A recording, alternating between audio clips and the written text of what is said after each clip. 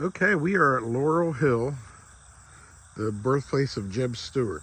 To the west over here stood Laurel Hill, which was built in 1830, where Confederate Major General J.E.B. Stuart, James Ewell Brown Stuart, was born on February 6, 1833, to Archibald Stuart. He was a lawyer and a politician, and his wife was named Elizabeth Lecter Pennell Stuart. The house burned in the winter of 1847 and 1848. Now, after his graduation from the U.S. Military Academy at West Point in 1854, he was a class of 1854. Stuart served as a U.S. Army officer until May of '61, when he joined the Confederate Army. In 1862, he became cavalry commander of the Army of Northern Virginia, and his fame is a part of the history of that army. Of course, at the Battle of Gettysburg, he was a day or two late reporting the movement of the Union Army, but he was quickly forgiven and back in action again in 1864. He was wounded while defending Richmond on May 11th, 1864, and died there the next day. He's buried there in Hollywood Cemetery, which I've done videos on before. But this is a Virginia landmark, a National Historic Site, and this is the birthplace and the boyhood home of Major General James Ewell Brown J.E.B. Stuart of the Confederate Army.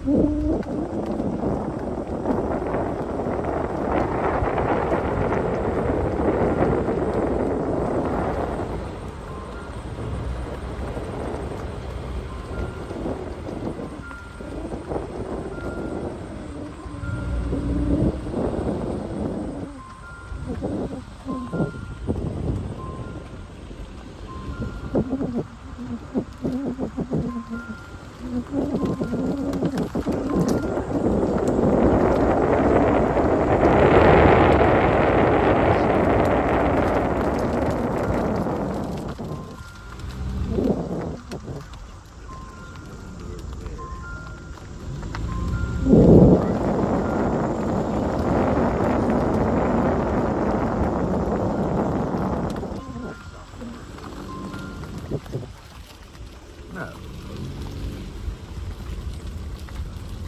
Well, you want to wait here then?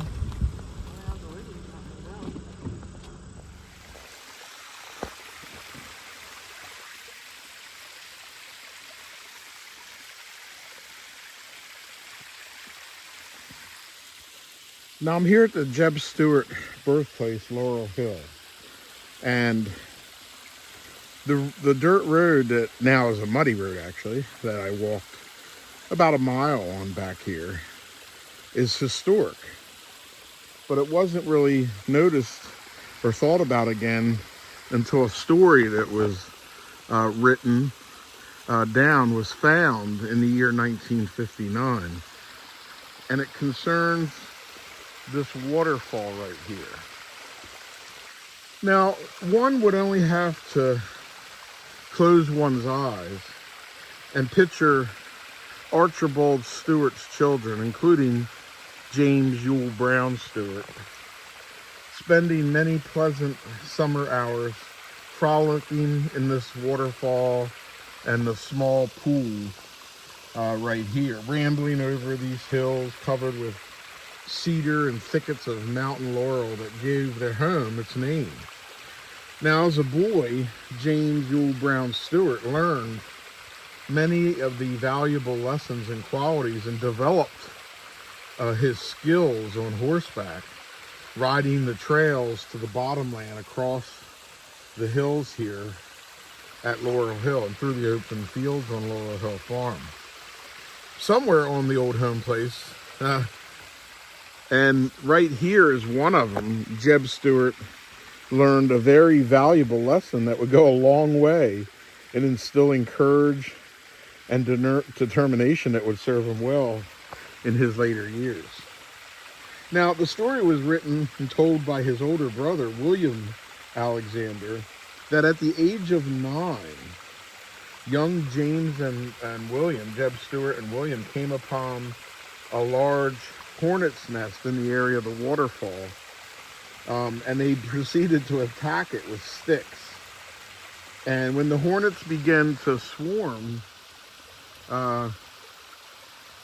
William retreated while J.E.B. Stuart stood here firm, enduring the stings of many of the flying enemies until he brought the nest down to the ground. William told this story after the Civil War was over, and it was later printed in the first biography of J.E.B. Stuart, written by H.B. McClellan, and then later it was picked up by Gertrude Hecker Winders, and she put it in a book called J.E.B. Stuart, Boy in the Saddle, which had a copyright of 1959. And inside that book, there was a lithograph or etching photograph, rather, of the incident that happened here with the bee's nest at the waterfall. So a little bit off the beaten path, and I'm here to take you today to the waterfall on Laurel Hill here, where J.E.B. Stuart was his birth and boyhood home that burned down in 1847 in the winter time. Of course, right over here, just beyond these trees, is the Ararat River. So this plain here would flood a lot, and a lot of the water would run off Laurel Hill down this way into the Ararat River, leaving this nice cool waterfall and pool of water here. And again, back the 1830s, 40s, and 50s, this would have been a spot that the young J.E.B. Stuart would have been many times. So it's kind of cool to see that today off the beaten path.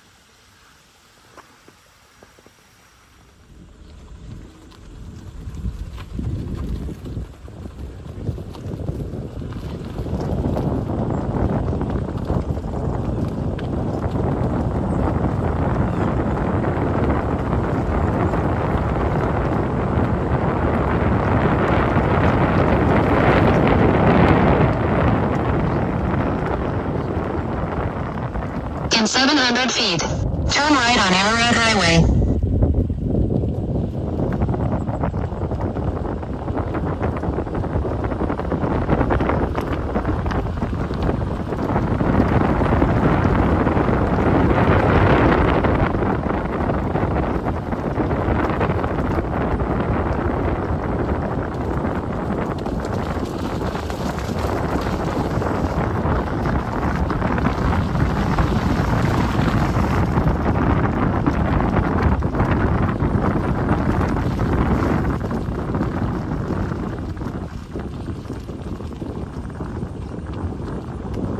Turn right on Arrowhead